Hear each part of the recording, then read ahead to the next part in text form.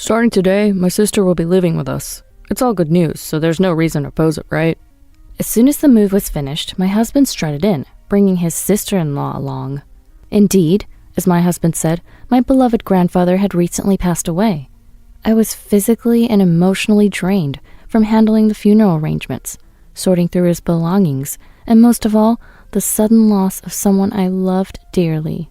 The house where my grandfather lived, which I inherited as part of his estate, was where my husband suggested we move to.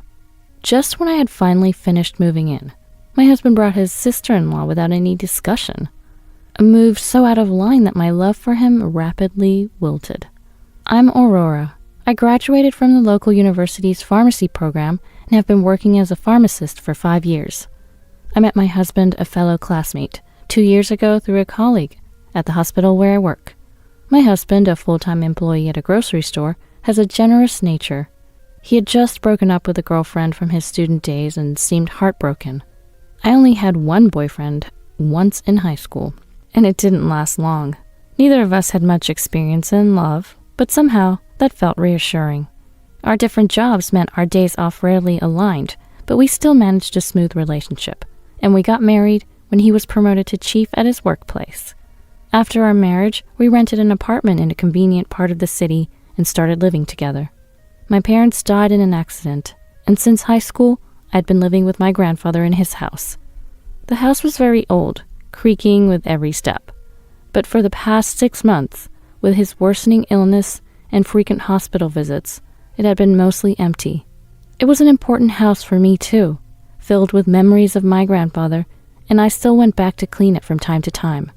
Despite his exhaustion from the illness, my grandfather was overjoyed about my marriage. I can keep fighting this tough treatment now. I resolved to be truly happy, cherishing his words. Fortunately, I got along well with my husband's parents. They lived quite far away, so we might only meet a few times a year.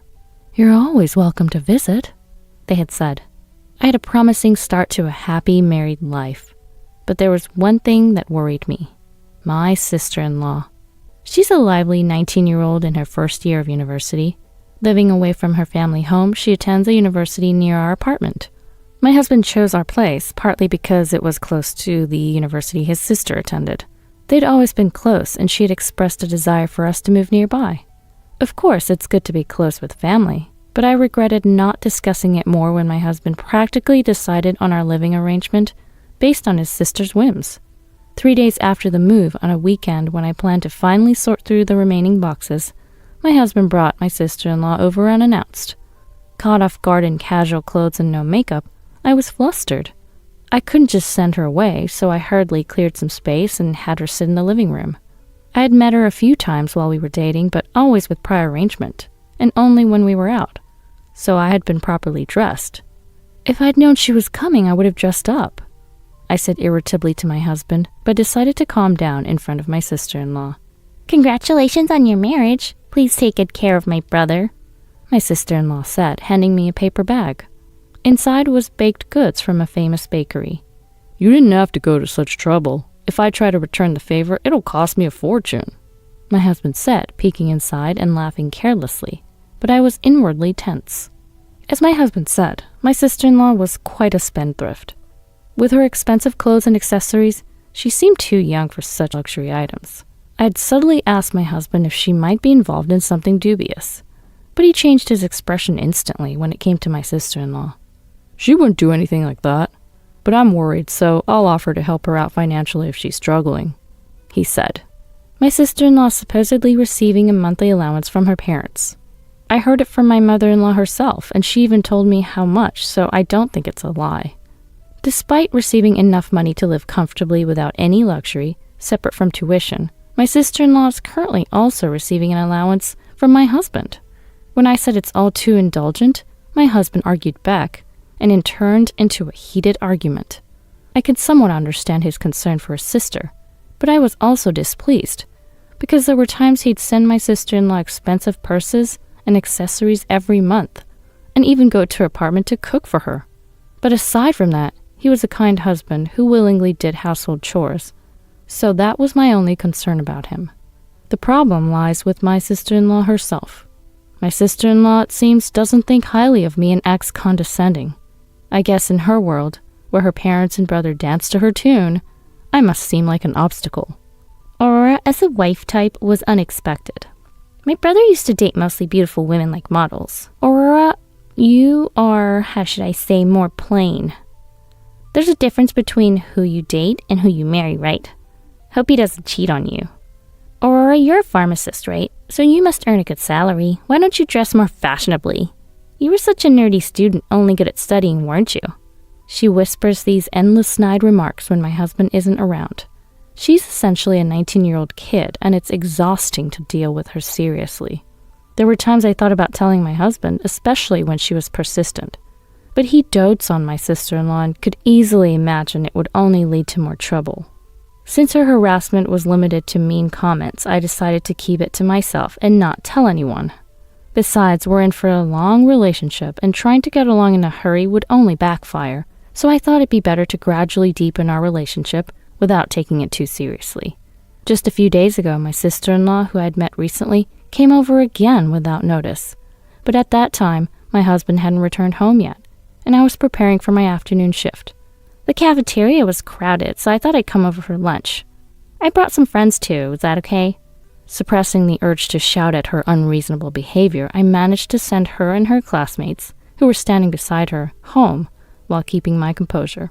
I don't know how she narrated the incident, but during my evening shift, I received several calls from my husband.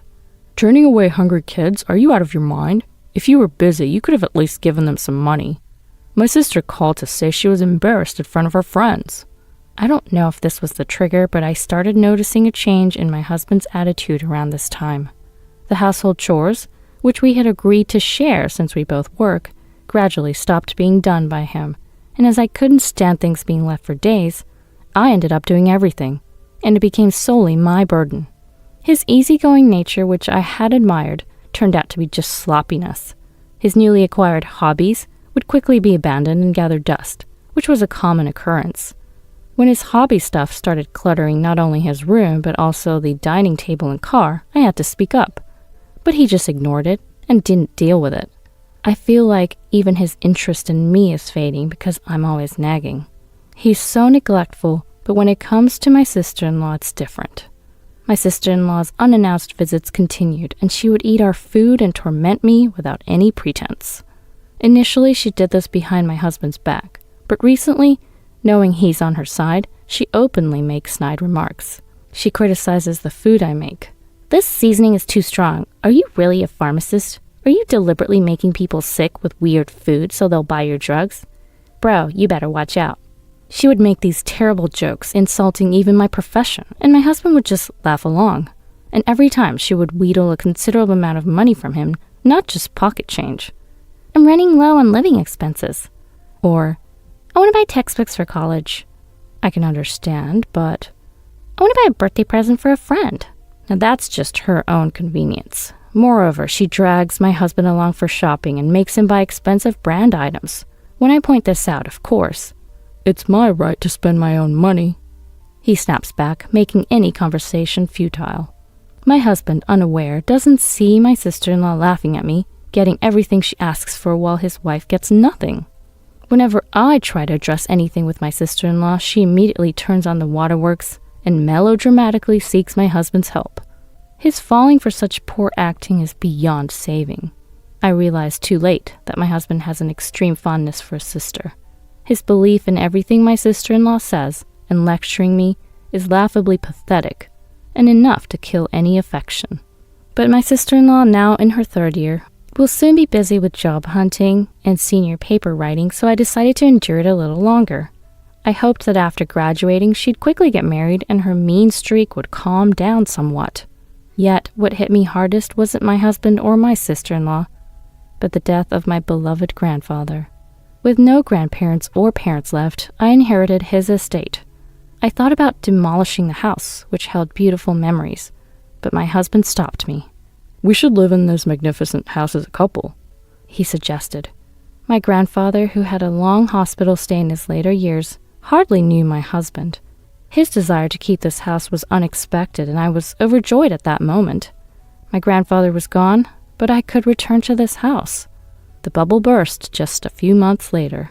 During a pre-move inspection, we found that only the plumbing needed repairs. My grandfather cherished this house he built in his youth, and the contractor even commented on its good condition for its age. The creaking floors bothered me, but I thought we could remodel when we started a family. I cleaned the rooms in between work and sorted my grandfather's belongings. Once everything was packed and ready, I proceeded with the movers, thinking my husband had stepped out to the nearby grocery store when he disappeared without a word. I was surprised when he didn't return by departure time and responded curtly to my frantic calls to go ahead without him. Confused but not wanting to delay the movers, I headed to my grandfather's house first. I finally saw my husband after all the moving and paperwork are done, standing beside my sister-in-law. An uneasy feeling hit me right away, and it proved right when my husband dropped a bombshell. From today, it's the three of us living here. The house is big, and Aurora, you'd be lonely with just the two of us, right? It's cruel to have my sister live in a small apartment every month, and this is perfect timing. Aurora, you'll support her job search, won't you? What? Why would you decide that on your own? This is my grandfather's house. You should have consulted me first. It wouldn't matter if I did, right? The house will be livelier, and my sister can focus on her studies and job hunting. What's the problem? To be clear, it is a problem. We'll talk about this in detail later. So can you leave for today? I was exhausted from handling the funeral and moving preparations alone for months. I had no mental energy to speak to someone who casually mentioned living in this house after my grandfather's death as good timing. But my husband just yelled, not caring at all. What right do you have to say that? If you don't like living together, then you can leave. I proposed this thinking it was a good idea, and now you're talking down to me. I'd feel refreshed if you were gone. I won't tolerate anyone who treats my precious family badly. I was shocked by his words, as if he didn't consider me family at all. But I decided there was no need to seriously engage with such ridiculous people, and chose to stay calm. So what? Are you saying I should leave? Meaning we should divorce? I just want to confirm, so you can't claim you were tricked later. This house is mine by inheritance. The rights to this house are... Since we're divorcing, it'll come to a distribution of property, right? The house is a substantial inheritance. Are you saying just because your grandpa owned it, it's all yours? Look, the world doesn't revolve around you. I'm a rightful ex-husband, so I have a claim to half. I'll pay you for your half, so just leave. What my husband interrupted to say was utterly nonsensical. Aurora, you're always so stingy with money. You earn well yourself, but always want too much. You should be kinder to someone younger, you know, Auntie. You might think of me as a frivolous young girl, but girls need money. On the contrary, you always dress so plainly, wear heavy makeup. What do you even spend your money on? You've completely given up being a woman. It's pathetic. My sister-in-law, having completely won my husband over, joined him in accusing me. Seeing this, I completely lost any affection for them both, and just wanted to leave as soon as possible. So I told them I would go. The rights to the house are no longer an issue, but are you sure? I want to confirm properly. The siblings seemed briefly puzzled by how easily things were resolved, but then they began smirking again. Trying to unsettle us was so obvious. Such a sore loser. Well, I appreciate that you agreed to divorce. Here, sign this and leave. My husband threw the pre-filled divorce papers at me. I was so fed up that I was relieved it was happening quickly. Talk about sour grapes. Sorry, I'm more loved than you, Aurora. When you remarry, maybe try being a bit more feminine. They laughed together, so I sighed heavily and picked up the divorce papers. Hearing that, my sister-in-law started to confront me again, so I turned to my husband. You're so clueless, poor thing. Your wicked sister plans to kick you out soon, too. Instead of laughing, why don't you two have a proper fight? What? What are you talking about? My husband looked utterly foolish, still tilting his head. But my sister-in-law, perhaps due to her youth, couldn't keep a poker face and looked frozen. She seemed to come to her senses when my husband called her name. What are you saying, old lady? I would never do such a thing. But my sister-in-law's obvious panic seemed to unsettle my husband. Thinking I could turn the tables here, I forgot my tiredness and kindly explained. I overheard it by chance at a bar right in front of the university. You were too obsessed with your sister to come home, and I was too tired from all the paperwork and procedures to cook. I went out to eat with a friend to refresh. I took up my cell phone and played a recorded conversation. Since my brother's wife's grandpa passed away, I'll soon get that house. She is honestly annoying, but my brother is on my side. He does anything I say. It's funny, right? After I helped him when he was bullied by a guy friend of mine, he's been like that ever since. Well, He's got money, so I plan to use him well and take the house. No rent, lots of rooms, it's perfect. I want to live there together, so once I get the house, I'll just extract money from him and kick him out. Probably no problem. I think the old lady will get desperate if my brother mentions the house as a condition for divorce. Fortunately, I was seated nearby, so despite the noisy restaurant, the recording was clear. Initially, I started recording out of curiosity when they began bad-mouthing not just me, but also my husband. However, as they got drunker and more excited, they began discussing the worst plans, and that's when I unexpectedly caught them red-handed. I decided not to tell my husband about this immediately, waiting to see what he would do. Sadly, he fell for my sister-in-law's manipulation and presented me with divorce, which I agreed to. I had confirmed that my sister-in-law was at that table when I went to the restroom and returned. My husband stared at my sister-in-law with a shaking voice and a pale face. My sister-in-law, after looking down for a while, suddenly raised her face, red with anger, and protested. This is fabrication. It's too convenient to be in the same restaurant. You don't even know my boyfriend, and it's creepy to assume based on seeing someone who looks a bit like him. And even if this really is me, it's crazy to spy on me like this. Stop playing detective and dragging people into it. Seeing she still had some fight left, I resumed playing the rest of the recording. The sound of boots clattering towards the restroom, seemingly from a drunk person. Then a man's voice on the phone, talking to a woman in a cloying tone. He referred to my sister-in-law as an ATM, saying she would get him a house from the ATM's family. The man bragged about my sister-in-law gifting him whatever he asked for and giving him money since she wasn't working. My sister-in-law had been funneling the branded gifts she received from my husband to this boyfriend, along with money from her part-time job. Initially, I felt sorry for my sister-in-law being played, but now the situation was different. She was scheming behind my back, planning to involve my grandfather's house, so she deserved what was coming. After the playback, my sister-in-law was in a daze with no energy left to claim mistaken identity, confirming for my husband that she was indeed the woman talking with the man. Having said all I needed, I was about to leave when my husband grabbed my hand from behind. Wait, you see now, right, Aurora? I was just being deceived. Let's cancel the divorce and live together as promised. What? No need to cancel. I want the divorce too. Besides, your dear sister is crying. Take care of her until the end. I smiled brightly at my husband, feeling liberated, and quickly left with my minimal belongings. I filed the divorce papers and the divorce was finalized. I wanted to enjoy a relaxed single life, but things weren't that simple. My ex-husband was squatting in my grandfather's house, refusing to leave. Not wanting to interact, I had a lawyer explain that the estate wasn't subject to distribution of property. So what does distribution of property mean then? No rights for the husband? But he was unaccepting. I consulted my in-laws, who I'd been in regular contact with. They came over like a whirlwind, confronting my ex-husband and my sister-in-law in both my grandfather's house and my sister-in-law's apartment, scolding them thoroughly. My father-in-law is apparently quite intimidating when angry, and my mother-in-law later told me with a laugh how the siblings were shaking. I began to understand why my ex-husband was reluctant to visit his parents' house. The in-laws apologized deeply for the divorce, but I explained it wasn't their fault, and I wasn't holding any grudges. I changed my phone number and email address, asking my mother-in-law not to share them with my ex-husband. I think my ex-husband was desperate for the inheritance because he probably had no savings. When we got married, I suggested opening a new bank account for joint savings, but he refused. He couldn't save due to student loans, cell phone bills, hobbies, and giving large sums to my sister-in-law. So we decided to save separately. I had investments, so I didn't have much cash on hand and couldn't give him any money anyway. Through the lawyer, I told him there would be no distribution of property in exchange for not claiming the divorce bond. Since he signed the papers under my father-in-law's pressure, I intend to enforce it strictly. Eventually, my ex-husband and my sister-in-law, who had been wasting my money, were taken back to their parents' house. My ex-husband quit his job, and my sister-in-law left the school to work as a junior employee in a relative's company. They're being reformed through hard physical work and cry every day. My mother-in-law sent me a picture of my ex-husband with a slimmed-down figure from the labor, but I felt no thrill. My sister-in-law tried to charm her superiors with her youth and beauty, but being a relative of the boss, she got no attention. Her long, shiny nails were gone, and she was now doing a wonderful job digging in the dirt. Meanwhile, I'm enjoying peaceful days in my nature-filled grandfather's house. Though I miss him, looking through the organized albums brings me back to those times.